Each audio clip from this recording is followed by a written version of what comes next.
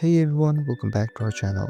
If you have a favorite album and you want to add it to your playlist, I'll show you how to add an entire album to a Spotify's playlist under a minute.